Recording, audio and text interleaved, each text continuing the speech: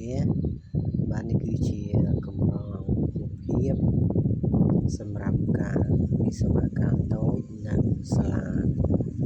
ភាសាអន្តរជាតិបាទ Computer Science ដែលហៅកាត់ថា ILCA បាទសកម្មភាពរបស់បងប្អូនចូលរួមលេងកម្សាន្តในឱកាសវិស្វកម្មតូចបាទអបអរសាទរត្រៀមនឹងចូលឆ្នាំថ្មីប្រពៃណីខ្មែរនាឆ្នាំ2025ហើយថ្ងៃប្រារព្ធគឺនៅថ្ងៃទី10ខែមេសាឆ្នាំ2025ឃើញថារៀបចំបន្តិចបន្តួចទេបាទសាសបន្តិចបន្តួចចូលរួមហើយមានអាជ្ញាធរមូលដ្ឋានជាលោកស្រីមេឃុំមេភូមិបាទជើងគាត់ចូលរួមបន្តិចបន្តួចកម្មវិធីនៅទីតាំងសាលា ILCA គឺដែលចូលរួមបងប្អូនគឺមានការច្រៀង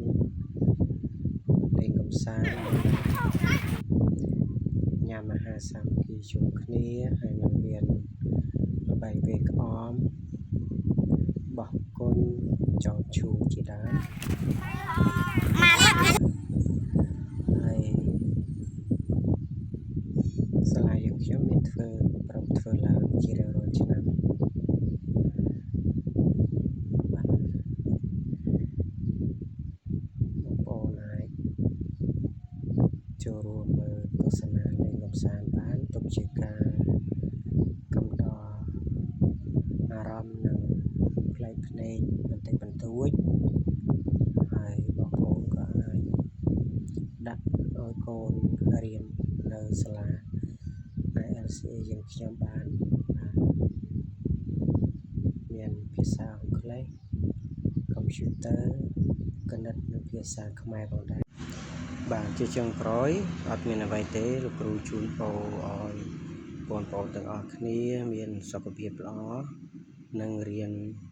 ពូកែទាំងអស់គ្នាទទួលបានចំណាត់ថ្នាក់ល្អគួរជាទីពេញចិត្តហើយសម្រាប់ការទទួលវិញ្ញាបនបត្រលោកគ្រូនឹងចែកនៅខែ6បាទចែក2ដងក្នុងមួយឆ្នាំខែ6ម្ដងនិងខែ12ម្ដង